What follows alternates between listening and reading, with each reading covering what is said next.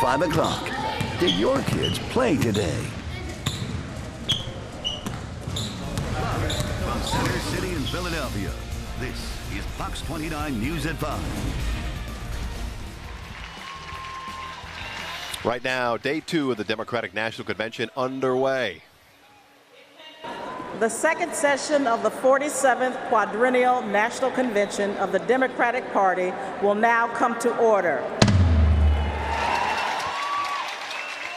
Hillary Clinton makes history tonight, becoming the first woman to be nominated as a presidential candidate for a major American political party. Here's a live look at the Wells Fargo Center. Night 2, of course, of the DNC. Tonight's theme, a lifetime of fighting for children and families. Good evening. I'm Lucy Noland. And I'm Ian Page. We are again live at the Wells Fargo Center with you throughout the evening. And so is our Bruce Gordon, who's on the convention floor for what should be a historic day. Bruce? Yeah, Ian, no doubt about it. I look high overhead here at the Wells Fargo Center. I see plenty of concrete, plenty of steel, and yeah, thousands and thousands of balloons. But sometime early this evening, all of us in this building will see and hear the highest, hardest glass ceiling in all of politics shattered.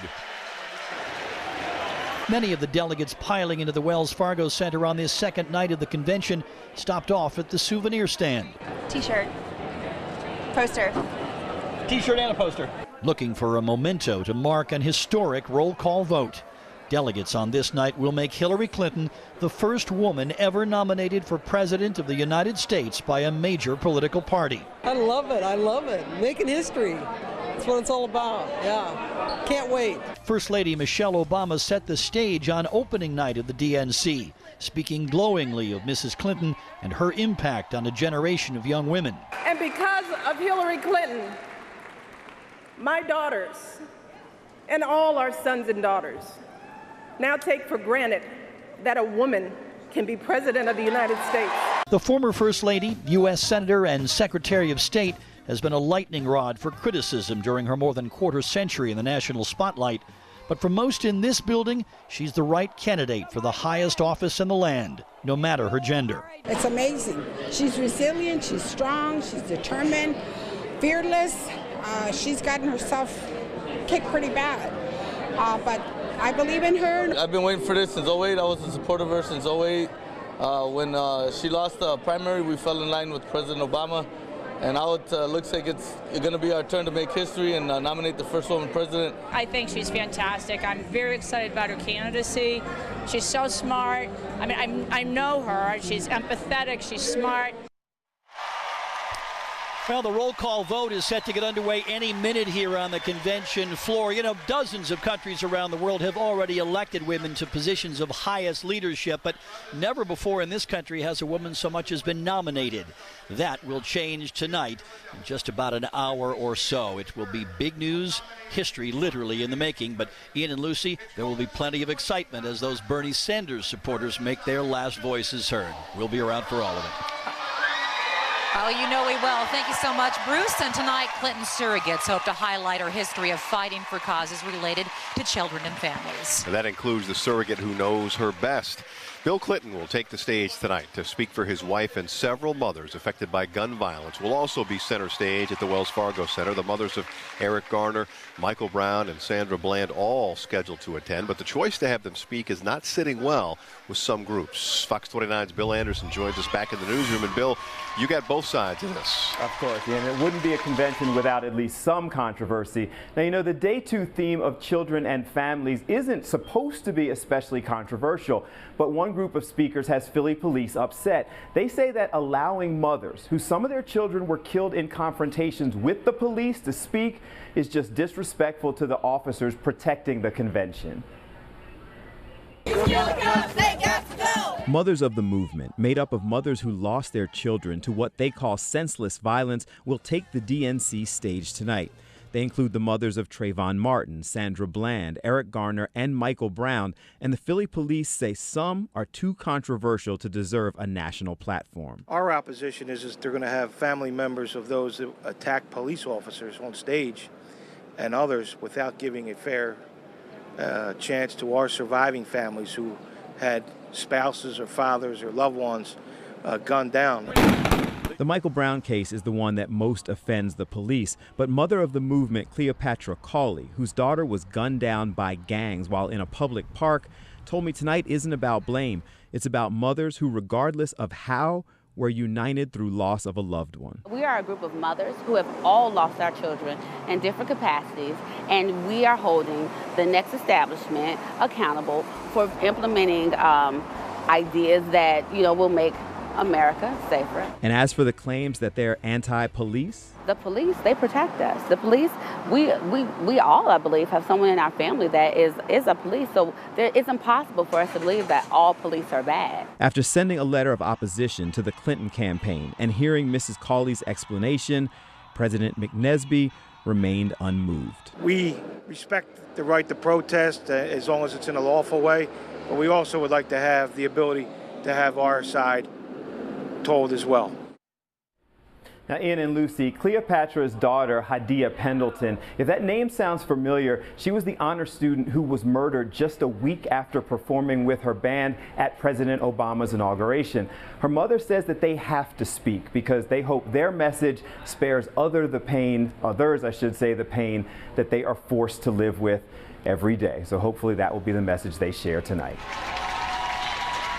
All right, thank you very much, Bill. Another speaker scheduled to speak this week is facing some pressure. Some Republicans are calling on the DNC to yank Pennsylvania Senate candidate Katie McGinty from its list of speakers. Now, this comes after McGinty actually used an expletive to describe opponent Senator Pat Toomey, of course, a Republican, during a news conference yesterday in Philadelphia. McGinty has since apologized, and Toomey's camp says it accepts that. The race between McGinty and Toomey is a very closely watched one on the national scene. McGinty is slated to speak Thursday night at the DNC. On day 2 of the DNC, the protests continue across the city from South Philly to North Philadelphia and beyond. These protests are causing some traffic headaches. And police are carefully monitoring the scenes, making sure things remain as peaceful as possible. Fox 29's Jeff Cole is live at City Hall with a look at some of the big protests today. Jeff.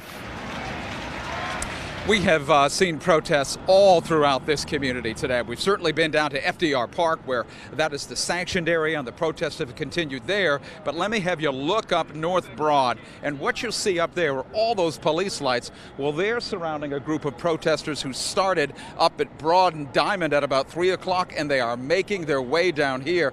Portions of North Broad, of course, are closed off as they make their way down. Their goal here is to meet up with other organizations and then head to FDR Park. While we look at these folks coming, let's take a look at a story and the protests that we did a little earlier in the day. It takes a lot to burn it down. It looked like war protests, burning not draft cards, but membership in the Democratic Party. Our delegates are being silenced by the state convention chairs by order of W. Wasserman Schultz and Hillary Clinton. We won't stand for it.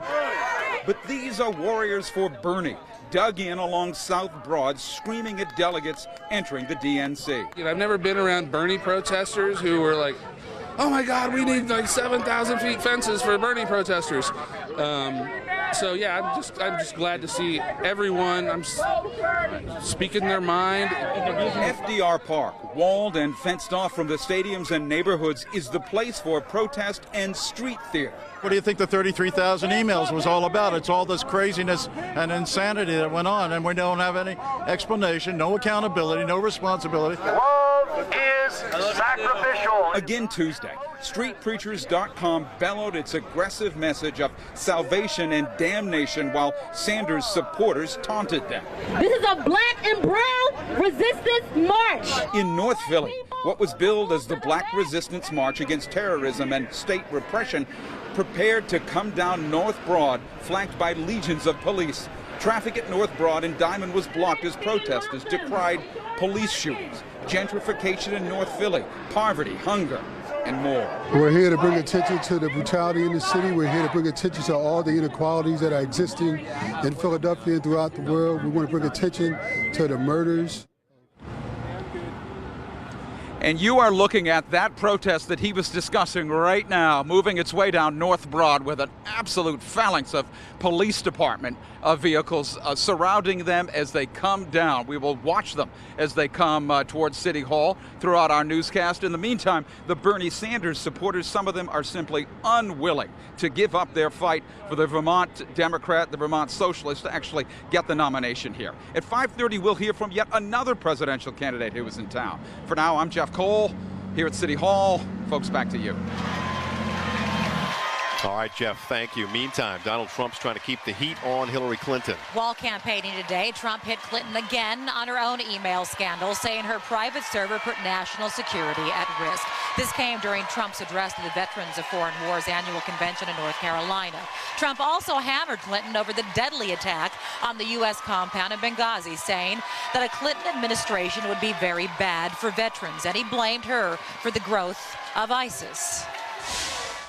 We need to change our foreign policy to focus on defeating and destroying ISIS, a word you didn't hear last night at the Democrat convention. You didn't hear it. They don't want to talk about it. Because in a very true way, they really established ISIS because of weakness. The people in this room. Meanwhile, Trump will continue campaigning in Pennsylvania and Ohio tomorrow. All righty, so to your Fox 29 Weather Authority now. It is day 5 of the heat wave, but I have to say, Ian, it felt a little bit cooler outside. A little bit.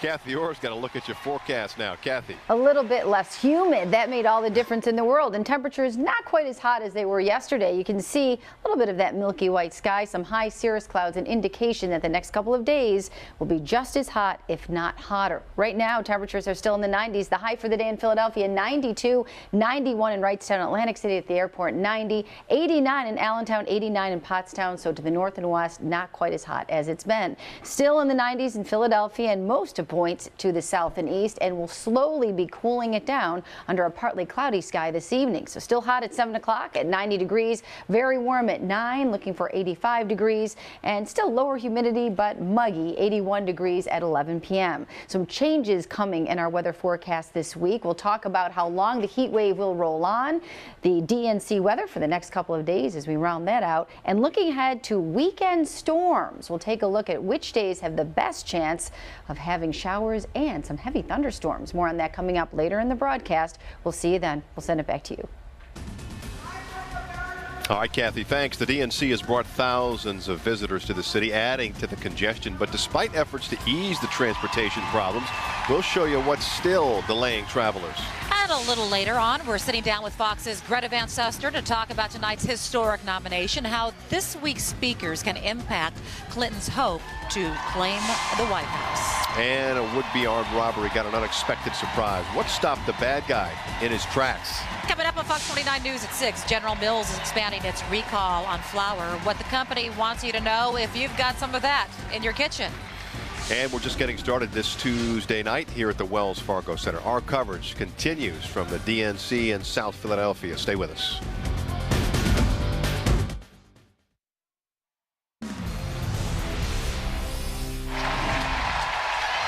Welcome back, and thanks for joining us live at the Wells Fargo Center for the Democratic National Convention. Yeah, this historic week just beginning here in Philadelphia. Tonight, delegates are set to nominate the first woman to ever be a presidential candidate of a major political party. But not all delegates are on board. If you've been out, you've seen the protests taken to the streets. Yeah, and it's creating some challenges if you're just trying to get around town. Fox 29's Jennifer Joyce joins us live from South Philadelphia, where Uber has set up shop to help people get to and from the convention.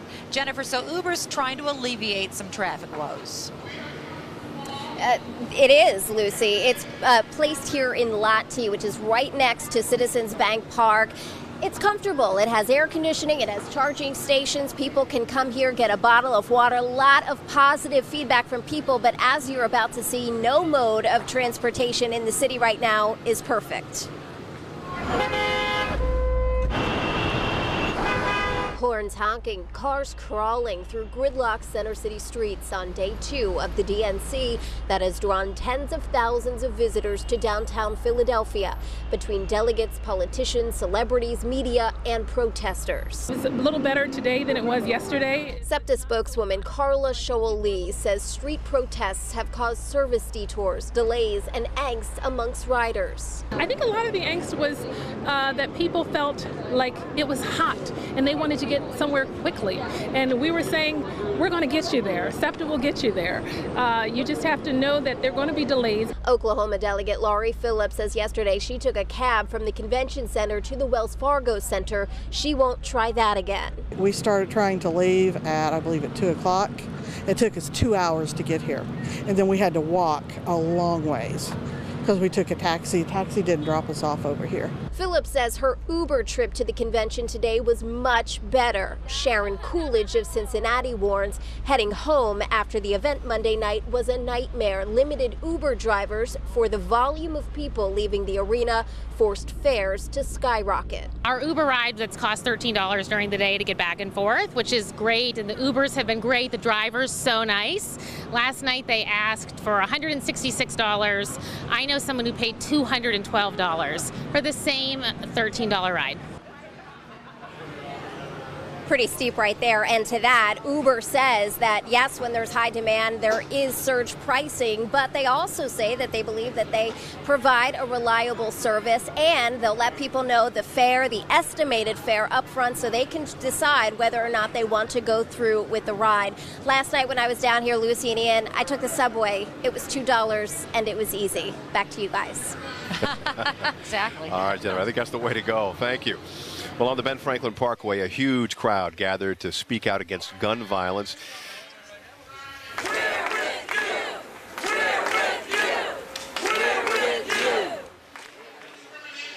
Former Congresswoman Gabrielle Giffords headlining the rally, which was organized by the Americans for Responsible Solutions PAC.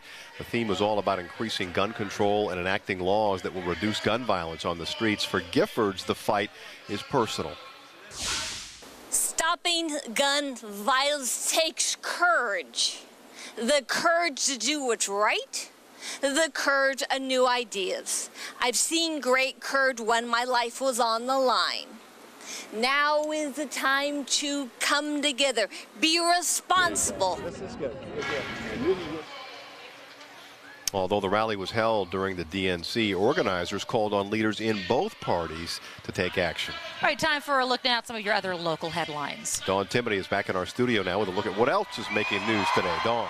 Well, Ian and Lucy, Pennsylvania Attorney General Kathleen Kane back in a Montgomery County courtroom today. Kane attending her pretrial hearing this morning for her role in allegedly leaking grand jury information. She's also accused of lying about it.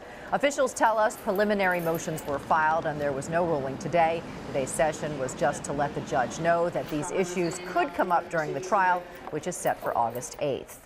In Philadelphia's Winfield neighborhood, police say a would-be robber picked the wrong person to target. It all started at a Gulf gas station on the 2200 block of Bryn Mawr Avenue. Police say the suspect tried to carjack an employee there. When he failed, police say he went down the street and targeted someone else. That person, however, had a license to carry and shot the would-be robber. Tonight, no charges have been filed against the shooter. Police say he is cooperating. The suspect is in critical condition. The search is on tonight for two teenagers who are accused of carjacking a woman at gunpoint in South Philadelphia. Investigators say it happened about 12:30 this morning. The victim had just parked her car at Front and Morris when two teens on bikes demanded she get out. We're told they took her iPad and then stole her car. When police chased the vehicle, investigators say the carjackers lost control. This was around the 4800 block of Springfield, and it crashed into 8 parked cars. Police say the teens ditched the car and then made a run for it. And that's a look at your headlines right now. Ian and Lucy, back to you at the Wells Fargo Center. All right. Thank you very much, Don. While Hillary Clinton makes her history tonight as the first female nominee of a major party, another woman is making her case to become president. We're going to hear from Green Party candidate Jill Stein. And overseas, a suspect goes on a rampage in Japan, killing more than a dozen people. How investigators say he warned of his deadly plan. A lot happening right here at the Wells Fargo Center on a night that will indeed make history. Fox 29 is taking you right into the middle of all this action. Snap a picture of what you're seeing with the DNC in town. Put it on social media. Just hashtag it Fox 29 DNC.